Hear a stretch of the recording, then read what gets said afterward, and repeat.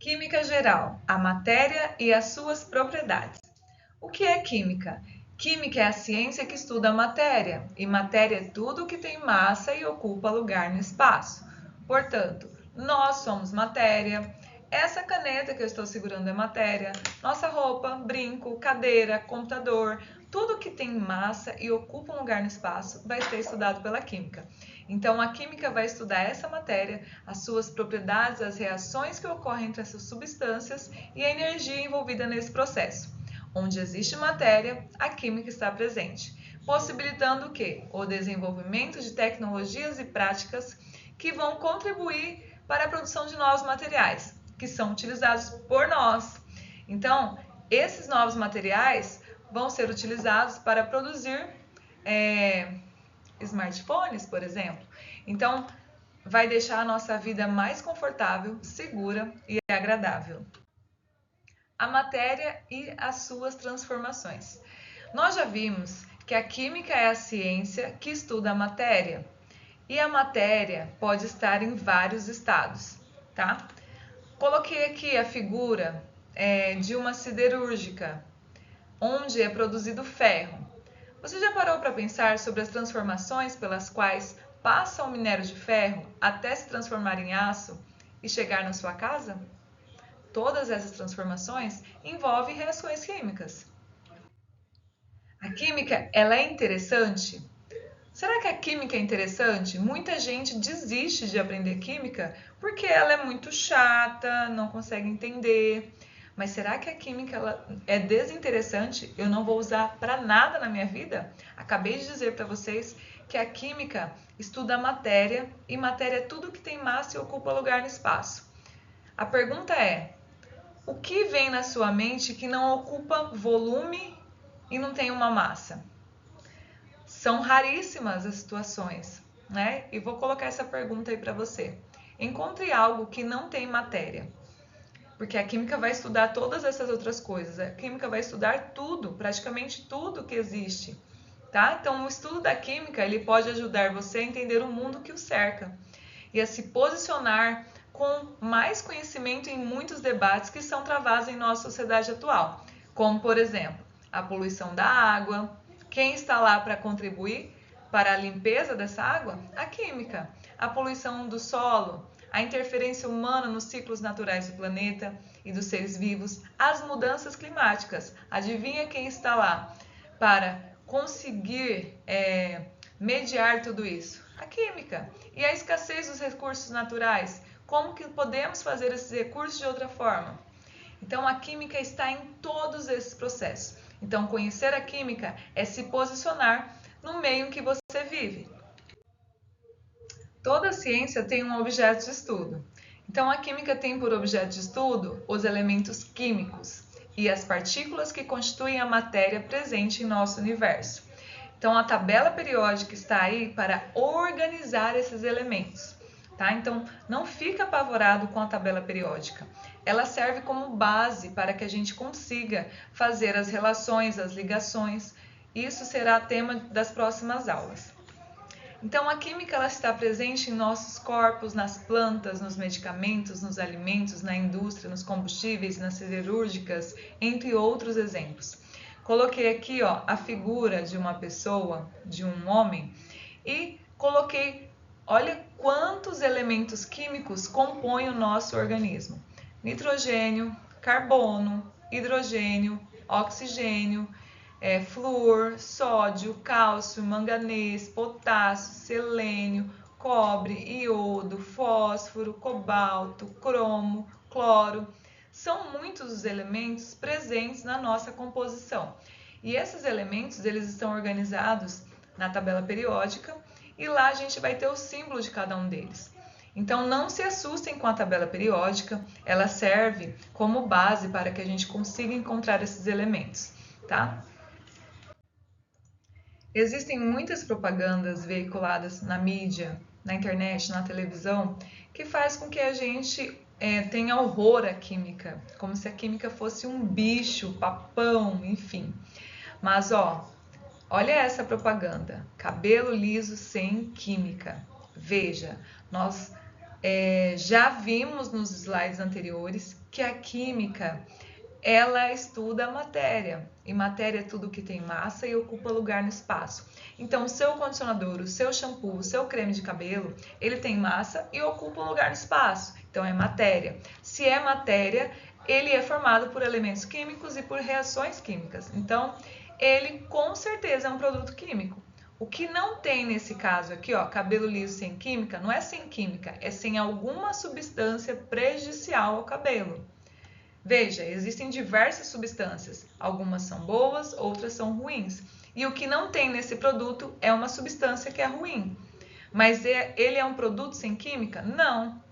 Então é comum as pessoas associarem a química a algo que faz mal devido a essas propagandas. Provavelmente você já deve ter lido ou assistido a propagandas e comerciais que oferecem tratamentos de cabelos sem química. Não existe. Não existe nenhum tratamento sem química, porque todos os outros produtos usados são substâncias químicas. O que não vai ter aí é uma substância prejudicial ao cabelo. Então, associar a palavra química a algo nocivo ou perigoso é um equívoco, já que por meio dos processos químicos, inúmeros produtos essenciais em nosso dia a dia são produzidos. Agora, olha a diferença desse aqui. Repõe nutrientes sem formol.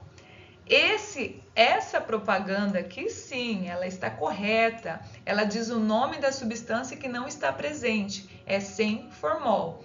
Não é sem química. Ela tem química. Ela só não tem o que? Formol. Estados físicos da matéria. Como essa matéria se organiza? Essa matéria pode estar no estado sólido, em que as moléculas estão tão juntas uma das outras que é impossível mudar o formato desse tipo de estado. Então, no sólido, eu não tenho mudança no formato, tá? Nem no formato e nem no volume. Lá no estado líquido, o que acontece? As moléculas já estão um pouco mais separadas. Então, eu consigo mudar a forma desse estado aqui. Se eu colocar água num copo, eu tenho o formato de um copo. Se eu colocar numa vasilha, eu tenho o formato de uma vasilha. Mas eu não mudo o volume. Já no estado gasoso, o que acontece? As moléculas estão tão longe uma das outras que eu tenho mudança de forma e mudança de volume. Mudanças de estado físico. Como a matéria se organiza e modifica em condições de temperaturas maiores e menores. Então, eu tenho aqui, do sólido para o líquido, eu tenho a chamada fusão, e isso precisa acontecer com aquecimento. Do líquido para o gasoso, também eu tenho aquecimento, e vai ser a vaporização. A vaporização acontece de 3 formas, que eu explico no próximo slide. Então, para o sólido virar líquido e virar gás, eu preciso aquecer, e eu chamo esse processo de endotérmico. Do sólido para o líquido é fusão, e do líquido para o gasoso, vaporização. Já a volta do gás para o líquido, do líquido para o sólido, eu tenho que resfriar meu material. Então, eu já falo que esse processo da volta, ele é exotérmico, ou seja, estou liberando a energia que está acumulada naquelas moléculas. Do gasoso para o líquido, eu tenho a condensação ou liquefação, que é o que acontece, por exemplo, quando você coloca a sua garrafa de água que está gelada em cima da mesa. O que vai acontecer? A água que está no ambiente encontra a sua garrafinha que está mais fria, e aí começa o quê? Ela está na forma gasosa no ambiente. Quando ela encontra a sua garrafinha, ela fica no estado líquido. Então, eu tenho a volta do gás para o líquido. A garrafinha começa a suar. Isso é chamado de condensação. Isso acontece também quando chove e você está dentro do carro, você fecha o vidro. Então, a água que está na forma de vapor ali dentro do veículo encontra o vidro que está mais frio e volta a ser líquido, tá? Então, esse processo é chamado de condensação. Então, a garrafinha de água, a água que está ali pro lado de fora suando, é a água que estava no meio, né? No meio em que você está inserido, só que na forma de vapor. Quando ela encontrou uma superfície mais fria, ela voltou a ser líquido. Por isso que ela começa a suar ali a garrafinha de água. O líquido para o sólido a gente chama de solidificação. E existem substâncias que elas vão passar direto do sólido para o gasoso e do gasoso para o sólido, sem passar pelo estado líquido. Essas substâncias a gente fala que sofreram sublimação, que é o caso da naftalina. Quando você coloca a bolinha de naftalina lá dentro do armário, você acha que ela desapareceu, mas na verdade ela evaporou, tá? Então ela não passa pelo estado líquido, ok? Então aqui nós temos a passagem do líquido para o vapor acontece de 3 formas. Então eu tenho a vaporização e essa vaporização pode ser evaporação, ebulição ou calefação. Evaporação, você colocou a sua roupa para secar lá no varal. Aquela água que está na sua roupa, ela não vai atingir 100 graus para entrar na forma de vapor. Então aquilo é um processo lento em que a água vai evaporar. Então isso a gente chama de evaporação porque não vai atingir 100 graus. Ebulição é quando a água atinge o ponto de ebulição, ou seja, aquele ponto a 100 graus que é uma constante específica da água. Quando você aquece a água, ela vai entrar em ebulição assim que ela atingir 100 graus. E calefação, que é um sistema utilizado aí para aquecimento de casas, né? Ocorre quando eu tenho ali uma alta temperatura, aquela água chega naquele compartimento que está quente e ela evapora, tá? Ela vaporiza, tá? Então eu tenho 3 processos: evaporação, coloquei a minha roupa no varal para secar, é evaporação. Coloquei a minha água no fogo para fazer um café, aquilo ali é ebulição. Eu derrubei água na chapa que estava quente, acabei de fazer um lanche e a chapa estava quente, caiu água ali é calefação, ok? Então eu tenho essas 3 formas de vaporização. E aqui eu tenho uma figura. Isso aqui, gente, é o gelo seco utilizado lá nas festas, né? Então isso aqui é gás carbônico. Então o que acontece aqui? Eu tenho um produto que estava na forma sólida, ela não passa pelo líquido e ela vira vapor direto. Então, do sólido vira vapor. Nesse caso, eu tenho a sublimação. E a sublimação acontece com algumas substâncias específicas. No caso do gás carbônico, né, do gelo seco, aqui usado em festas, da naftalina, que é aquela bolinha branca que a gente coloca lá no armário, para prevenir de traças e por aí vai. E o iodo e a cânfora são alguns exemplos de substâncias sólidas que não passam pelo estado líquido. Então elas já viram gás direto. Vamos agora testar os nossos conhecimentos. Durante o ciclo hidrológico ocorrem diversas mudanças de estado físico da água. Então eu estou falando aqui do ciclo da água, tá? A água evapora, forma nuvem, aí chove. Um exemplo de mudança de estado denominada sublimação.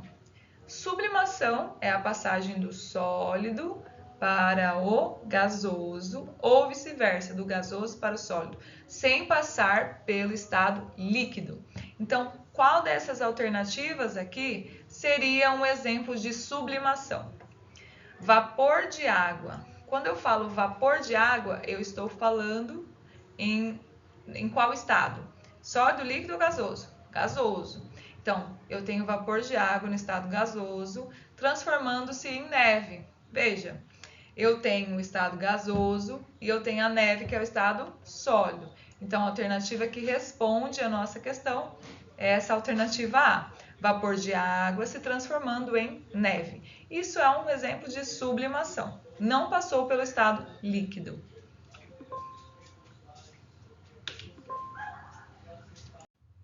Aqui nós temos uma questão do Enem. Ainda hoje é muito comum as pessoas utilizarem vasilhames de barro, moringas ou potes de cerâmica não esmaltada para conservar a água a uma temperatura menor do que a do ambiente. Então nós temos aqui um filtro de barro. Por que que isso acontece? Por que que a água lá no filtro ela fica a uma temperatura menor do que a temperatura ambiente? A alternativa A é o seguinte: o barro isola a água do ambiente. o barro ele não vai isolar a água. O barro ele tem uns microporos onde as moléculas de água vão se depositar. Então, essa alternativa aqui já não está correta. Na B, eu tenho o seguinte, o barro tem poder de gelar a água pela sua composição química. Na reação, parou. Se eu tivesse ocorrido alguma reação, eu não teria mais água. Por quê? Na reação química, eu tenho o quê? Transformação de substância. Então, quando eu tirasse lá a água que eu coloquei no filtro, não seria mais água. Então, isso aqui está errado, não acontece reação nenhuma. Eu coloquei a água dentro do filtro e vai sair água no meu copo, não vai sair outra coisa, vai continuar saindo água. Então, não existe reação. Na C, o barro é poroso. Ok, o barro tem microporos, permitindo que a água passe através dele. Parte dessa água evapora, tomando o calor da moringa, né, do filtro e do restante da água, que são assim resfriadas. Essa é a nossa alternativa correta. Veja, a água ela vai depositar ali nos microporos do barro, né, do filtro, e ela vai evaporar. Para que ela evapore, ela está no estado líquido. Para que ela evapore, ela precisa de energia. E de onde ela vai tirar energia? Lá das partículas do barro e da água que está ali dentro. Então, ela retirou energia, evaporou. O que vai acontecer? Essa água que ficou vai ser resfriada, porque ela perdeu energia para que essa outra água evaporasse. Então, a alternativa C é a nossa alternativa correta. Essa questão aqui, muitas propagandas condenam a química de uma forma que eu falo, nossa, até parece que eles não utilizaram produtos químicos para fazer as substâncias que estão lá dentro do shampoo, né? Então, no rótulo de determinado shampoo para crianças, consta a seguinte informação: não arde os olhos, pois não contém química. Todas as substâncias que estão naquele shampoo são substâncias químicas. O que vai acontecer? Não vai existir uma substância que vai arder o olho. Então, essa frase poderia ser reescrita da seguinte forma: não arde os olhos, pois não contém o nome da substância. Aí colocaria o nome da substância. Eu não posso dizer que não contém química, porque a gente já viu que a química ela estuda matéria, e matéria é tudo que tem massa e ocupa volume. Então, tudo que tiver massa e ocupar volume vai ser estudado pela química, vai ser formado por substâncias químicas. Então, o shampoo, desde a sua embalagem, sua tampa e a sua composição, são substâncias químicas. O que não vai ter aqui é uma substância que arde os olhos. Então, quando ele pede para expor argumentos que justifiquem, né, ou contraponham essa frase aqui, você vai dizer o seguinte: todas as substâncias que estão nesse shampoo são substâncias químicas. O que vai acontecer é que não vai existir uma que vai arder os olhos, ok?